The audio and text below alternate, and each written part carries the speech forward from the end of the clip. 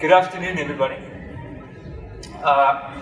Yeah, you might not believe me, but being a high achiever in mathematics back when I was in high school didn't make you real popular. And I have to say today, 17 years later, looking at the turnout to come and listen at AI, it doesn't seem as though a whole lot has changed. But welcome all the same. I'll try and make it worth your while. So yeah, as you've heard, I'm Vian. I'm the CEO of Xineoh. We are a Canadian public company, and our engineering is headed down here in South Africa, where I headed up in Bloemfontein. I am what you would call a tech utopian. I think the next 20 years are going to be absolutely incredible in terms of what's going to happen and what we're going to achieve in the fourth industrial revolution. In addition to that, I take 45 different supplements a day just to give myself the best possible chance of lasting the next 20 years so I can see what we are going to cook up.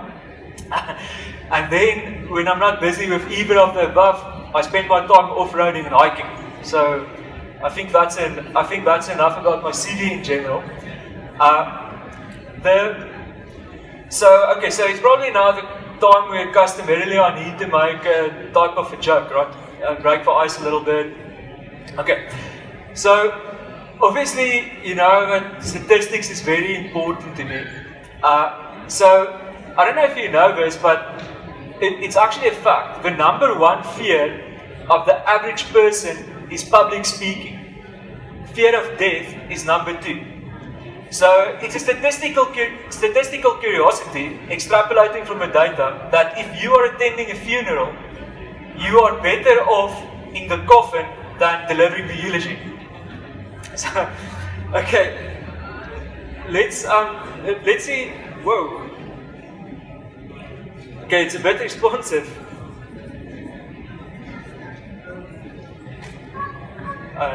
Something. Can you just go to slide 1 for me, please? Okay. See this one. Okay. Thanks. Okay. So what we want to achieve here today is I want to give you some sense of how artificial intelligence and the fourth industrial revolution, of which AI is a part, is going to influence the retail sector. Now, to do that, I think we need to take some time and look at how previous technological breakthroughs and revolutions ended up influencing us, right? So, first up, about 10,000 years ago, humans started using calendars.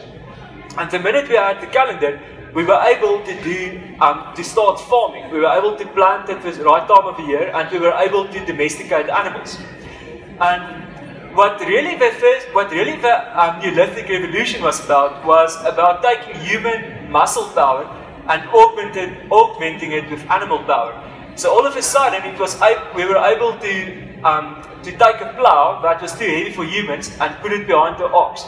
We could take a cow to graze the entire day, and then we can just eat the cow. So it's almost as if we aggregate all the time the cow spent grazing.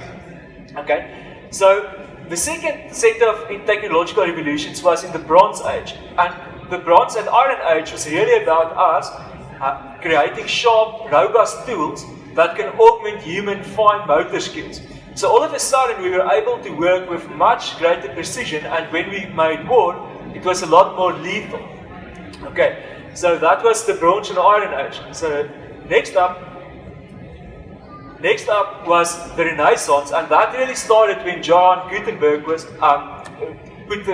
able to produce the first Bible through the printing press.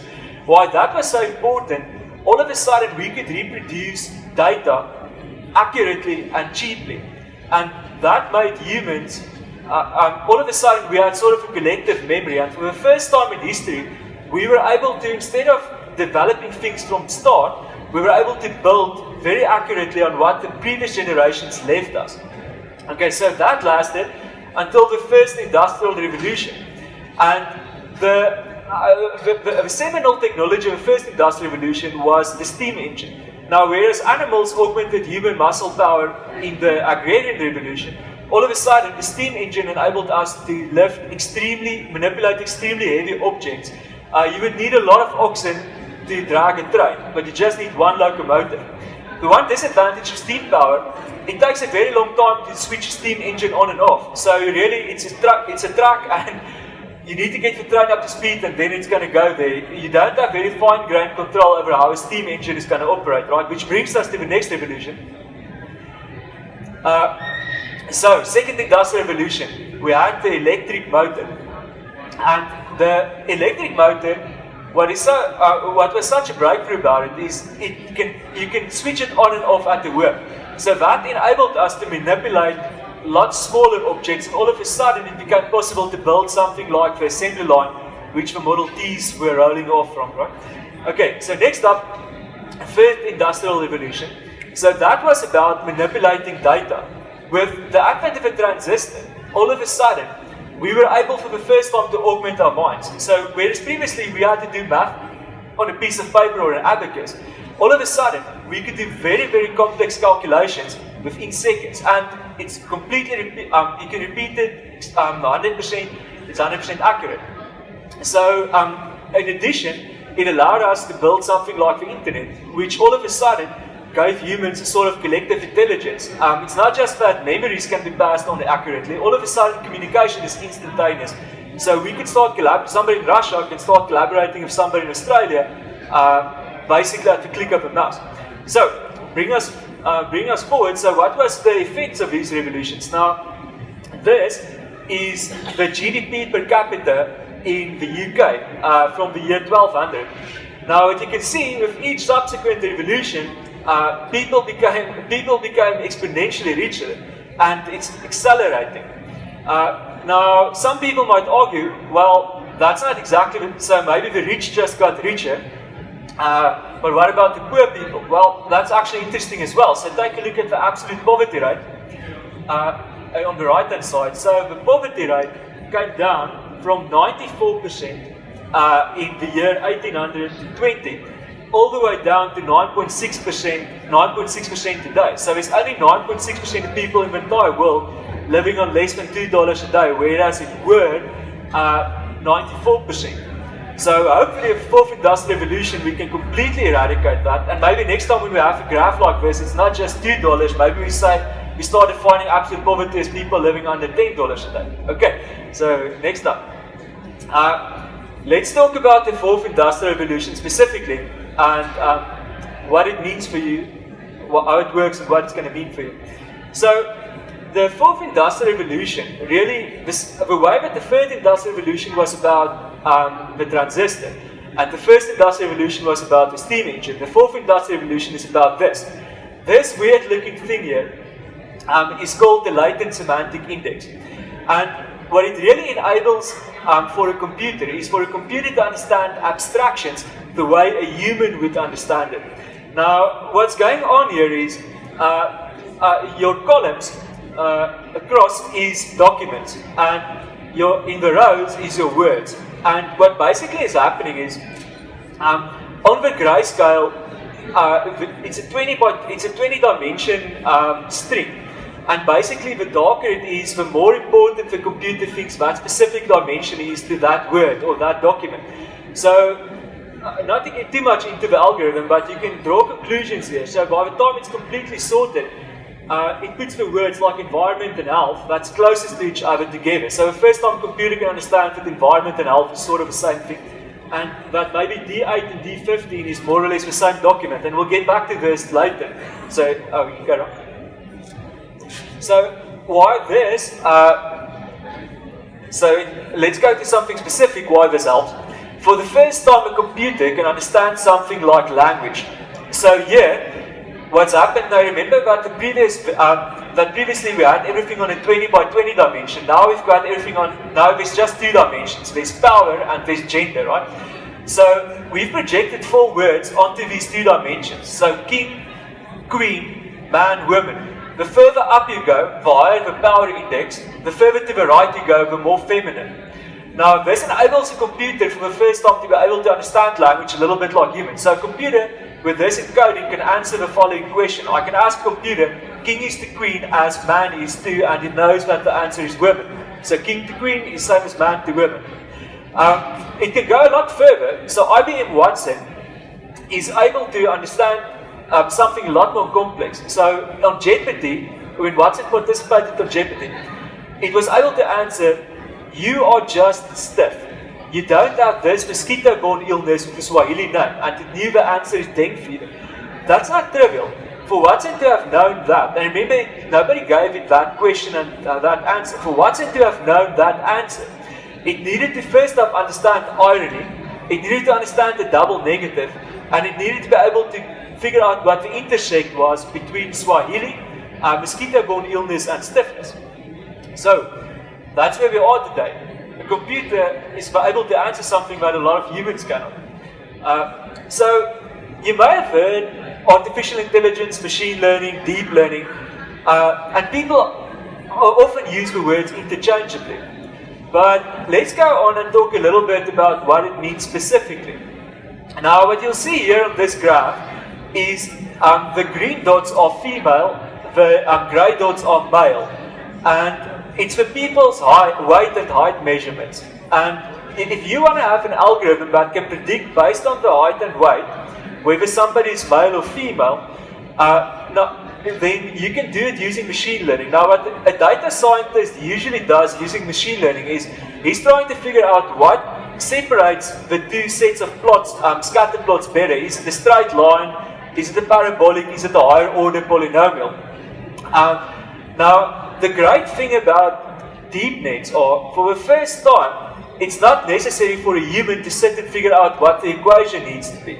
A neural net or deep belief network can actually do it all by itself. So, essentially, if you look at the second graph, artificial intelligence is, so that's the all-encompassing term. Even an ATM machine has some rudimentary artificial intelligence. Machine learning is a subsection of artificial intelligence, and deep learning is a subsection of machine learning. So, all deep learning is machine learning, but all machine learning is not deep learning. So that's essentially, in essence. Okay, go on. So I've seen that all of a sudden with artificial intelligence, computers can understand abstractions, right? Now here's a specific implementation for you. So the pictures here on the left was done by a specific AI implementation of a deep net implementation called Creative Adversarial Networks, or CANs. Now, this pictures, nobody told it what to draw. We just asked the computer to come up with beautiful pictures. That was the instruction. And to be honest, I don't think they're that bad. Some of them I might actually purchase and put in my home. What's happening on the right-hand side, instead of asking artificial intelligence to draw anything, we asked it to draw something specific. So the instruction was draw a fruit stand with bananas and kiwi. And you'll see here on the far right, that was the end result. It still needs a little bit of work, but it sort of starts taking form, so give it 3 more years. So, let's talk a little bit about the stages of adoption of new technologies, and specifically retail. So, there's a couple of stages. First up, of any new technology is the education phase, where it's basically research and design, and people are exploring new things. Second up is the prototyping phase, where people in silos start implementing technology a little bit, and then last is deployment at scale, when something becomes ubiquitous and the entire industry is formed around something. Now, retail is actually quite interesting in this regard. It's very disparate. In some instances, somebody like Netflix, for instance, has started building the entire business model, and we'll get to that later. But they've built their entire business model around artificial intelligence. Whereas you get a lot of companies that are really still, especially brick and mortar, that are actually still at the exploration phase, and you get some people that are in between at the proof of concept. So, okay. So, in that sense, one thing you in general don't want to do is to be on the wrong side of technological evolution. So, this is the Pony Express. So yeah, 120 riders, 184 stations, and 400 horses. It was an absolute miracle. Prior to the Pony Express, when you had to take a deliver a message from the east coast of the US to the west coast, it took 2 months by ship. All of a sudden, it could be done in 10 days. And it lasted 18 months until the telegraph killed off the Pony Express. So, carry on. today, specifically in retail, I want to talk about 4 things, right? The one thing is, these are things that artificial intelligence can do for you today. So the one thing is, AI can help you connecting the correct people with the correct products. Number 2, it can help you connect your right inventory with business opportunity. It can connect the correct price with spending propensity, and people with usage patterns. Okay, let's talk about all of this quickly. So, at the turn of the century, a lot of you might have seen this, but this is essentially an item-based recommendation engine. It's helping, it's how you predict which product a specific person may be interested in. And essentially what it's doing, in retail, it's actually used quite often. It's called shopping, a lot of people call it shopping basket analysis or something like that. Essentially, it's saying, in the shopping basket, which products were purchased together. So the product most often purchased for grape was for melon. So if somebody purchased a grape, you recommend a melon. So second up is the user-based implementation. So this came about at the end of about 2009. It was the winner of the Netflix competition for who can predict movies the most accurately. And it was, instead of looking at which products are similar, it takes a look at the users and it asks, so which users are actually the most similar. So if you've got a target user, you'll first up and go and say, okay, which user is most similar to this user, and then recommend products based on that. It's quite a bit more accurate. So in general, this would run at about 8.5% accuracy as opposed to item-based, which would usually have about a 3% accuracy. And then a newer implementation that came a little bit after that was rule-based algorithms. So essentially it's a couple of event statements. So if the person likes grapes but don't like strawberries, then recommend that. If not, recommend that. So just a series of steps. It's quite a bit more accurate. It's seldomly implemented at scale because it has some problems as if on a very large catalog or a very large user base, it's got extremely high cost. Which brings us back to the newest implementation that became possible with latent semantic indexing on the left. So what's basically happening is humans and products are broken up into their principal components, the same as that king is the queen type of thing. So essentially grapes, the algorithm doesn't see a grape as a grape. It maybe sees it as a small kernel that's that's purple. It's more than one and it's sweet. And maybe the next fruit is seen in a different way. And users are also broken up like this. And then based on that, it matches the blocks and see which users and which items are closest to each other. This is infinitely more accurate. So you would usually get accuracy on this so let's say it like this. So if user based is at about 8%, 8.5%, this would be at about 14.5% at the minimum. It's also much quicker to infer and it's much more robust. Just in terms of accuracy, this was done on the standard IMDb data dump. So it's basically which movies which person watched. And I'll go through the graph in a minute, but essentially on the x-axis is accuracy in terms of recall. So basically, if a person watched 100 movies, if you're at 40% recall and the person watched 100 movies, you would have been able to predict accurately 40 of those. It maybe doesn't sound like a lot, but if you now think, let's say we take all 120,000 movies that was ever produced in the world, and you ask me for a movie and I just close my eyes and shuffle through a bucket of 120 movies and give one to you. It's not going to be very accurate. Maybe that's going to be at 0.01%. So 40% is actually quite extraordinary. To the left side, so that's a deep net implementation. To the left of that in purple is rule-based, and then the orange-brown to the far left is item-based. Now, why this graphs is not just in one dimension, there's something called popularity bias.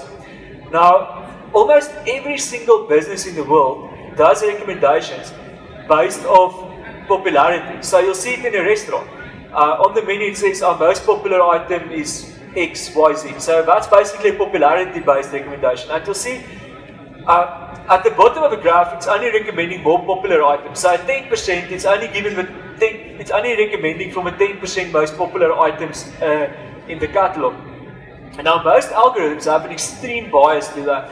So you can see on purple, it's quite accurate at about 33% when you only recommend from a 20% most popular items. The problem on that is the algorithm cannot pick up, you can never recommend something for somebody from the more arcane items in your user base. So the item at the back of a store that might be more interesting to a user, it's not going to get recommended. It's only the same things over and over again. And you see that quite a bit if you're ever on Netflix or something like that. It's got a tendency to recommend the same movies, and this is why. Okay, carry on.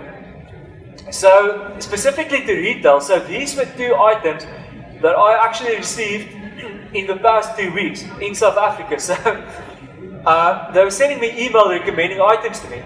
Now, the first one is handbags. Now, I don't really know, I guess it's popular in the store. I don't know if you know the story of Target in America, where they sent the teenage girl some pregnancy-related items like baby clothes and things like that. And their father wanted to sue them. It ended up 3 months later that she was in fact pregnant. So they accurately were able to predict that using data science.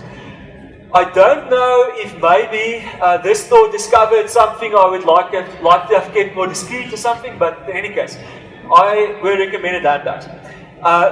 You might say, well, look, this is a brick and mortar store, maybe not a strong suit, but on the right-hand side, take a look at that. So this is actually a very large e-commerce company in South Africa, and they're part of a conglomerate, but they still ended up sending me a trench coat. Yeah, so I seem to picking up a theme here, and then at least a t-shirt. But why? I presume what they are doing, at best is by recommending popular items. At worst, they are probably just having a human editor that's guessing. And this could have had a much higher accuracy using a type of algorithm like I've shown earlier. And it's not difficult to do. It can be done in a few weeks. But you don't see it. And it's not just confined to South Africa. I got an email from a $12 billion retailer in America. And same story. So no recommendation whatsoever. Brings us to the next slide. So we talk about matching inventory of business opportunity. So this is called the $1 billion gap. What's happening here is Netflix released this study in 2015. And what's going on here is on the black, let's just talk about the black line. It's basically the cumulative distribution function, and if you're don't have a statistics background, bear with me for a second. Basically, if they only take the most popular movie on Netflix, and they say, so what percentage of the total viewing time across all users does this one movie account for? So that would be the first plot, and then they add the second most popular, third most popular, fourth most popular. So you see, initially the black line increases very fast because it's the most popular movies. They account for a lot of the viewing time. Then it flattens off because the last movies account for a very relatively much smaller percentage of the viewing time. Okay, and just to put that in perspective, a lot of clients we work with, it's often something like 10% of the items are usually accounting for about 90% of the viewing time or 90% of the consumer usage. But it gets a lot worse. So that's if you arrange it by popularity. On the green line, you're not arranging it by popularity, you are arranging it by relevance to the user. So you're recommending for the user just the movie or show most relevant to that user. And then you'll see it's a lot more exponential. In fact, so much so that you can have a 4 times smaller catalog and achieve exactly the same total viewing time among consumers. So this enabled Netflix to save in 2015 23% of their catalog expenditure. They saved $1 billion using that. So their catalog is only a quarter as big as Amazon's, for example. But because it only contains the 2,000 most relevant items instead of 8,000 general items, the perceived catalog size for the user is exactly the same. And that's also why they completely quit actually purchasing content and just started producing content for themselves because of this exponential distribution. Now this is available to almost all businesses. the inventory at the back of that curve, it's basically just sitting there. It doesn't make a difference to your business. The inventory could be cut by magnitudes using a type of recommendation algorithm such as the ones I showed you earlier. Okay, so matching price and spending propensity. So you'll see here, this flight's about to take off. It's about 60% full. So that's also another case of surplus inventory. On the right hand side, you see there tickets sold out. So that was on both these instances, there was a problem. They were not fixing the correct consumer the correct price. There would have been people willing to fly at the correct price, but it wasn't communicated at the right time to the right consumer. On the right hand side, there really should have been some sort of reservation for the correct user. Basically, if the price was expensive enough for enough users, there wouldn't have been a case where the tickets get sold out. So basically, this is a failure of the algorithm. What should have happened, I don't know if anybody here had Economics 101, but you have a marginal revenue curve, and basically the marginal revenue peaks just after the total quantity sold gets dropped. So if the algorithm was doing its job properly, then you would have seen about 10% of the seats open at the ticket sales, at the rugby, and 10% of the seats open. So that's what you should aim for. Both of these have something to exploit. There's marginal revenue left on the table here. Okay, slide. Next up, matching people with usage patterns. So again, the same type of algorithm enables you to say which users are similar. Oh yeah, and speaking of empty seats, maybe we could have run the algorithm here. So people with usage patterns. So basically, why this is interesting to people is for churn analysis. You can predict which users are similar. So if one user cancels a subscription service, you're able to predict, well, who's the second most, third most, fourth most likely user to cancel. And then you can engage with them and see why is the service not satisfying their needs properly. Same thing if you have a company, let's say you're a bank and you launch a new credit card, and you see that such and such people are taking it up, you can go and say, well, which users or consumers are similar to them, and market just to them.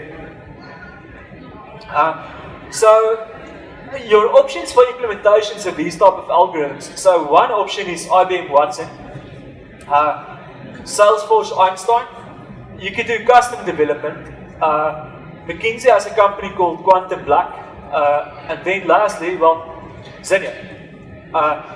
Slide. And then the last slide I'll leave you with. Technological revolutions are fun, and I can prove that. So take a look here at what the average size of wine glasses were in the year 1700. It was only about 40 milliliters for a wine glass. And you'll see it accelerates exponentially for each subsequent technological revolution. And it's already at 500. Currently, it's at average wine glass is at 500 milliliters. So that's 10 times in just 300 years. And yeah, so we're at the fourth industrial revolution now. I hope that obviously as part of it we'll have some better liver medication or something, but this is something to look forward to.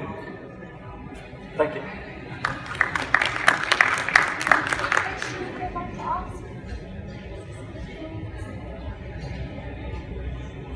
Hi, thanks for the talk. Just a quick one. As a small business owner, are the costs prohibitive? It probably, so it depends on how small. Pretty small. Yeah, so there are solutions that are more. Yeah, it's okay. I'll be honest. For a deep net implementation, probably at this stage, it hasn't standardized to the point that it can really work for small businesses. It depends on a case-by-case basis, though. What type of business are you? Essentially online retailer, but in the food space. In the fruit space. So it's a home delivery service of fresh produce. Yeah, so your best bet would probably be a solution like Einstein. They've traveled quite a bit, where it's basically very just out of the box. So you can Yeah, so you basically need to look at some type of solution like that, and they'll be able to do some of the things that you would need. Yeah.